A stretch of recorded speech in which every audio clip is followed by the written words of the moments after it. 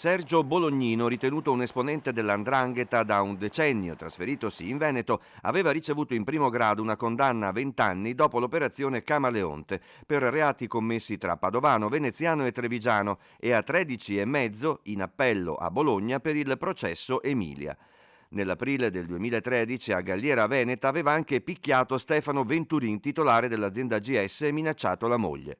Era considerato il capo di un'organizzazione che entrava nel capitale di aziende in crisi e in grado di movimentare milioni di euro in attività criminali.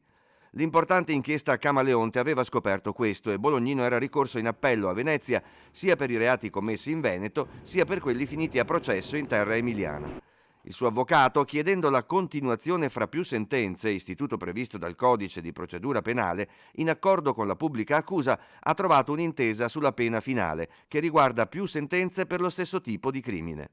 La difesa di Bolognino ha ottenuto una riduzione importante della pena totale da scontare in carcere, da 33 anni e mezzo a 17. L'accusa la certezza della pena senza dover aspettare il terzo grado di giudizio. Bolognino è detenuto da 9 anni nel carcere di Nuoro. Davanti a lui ne avrà quindi altri 8.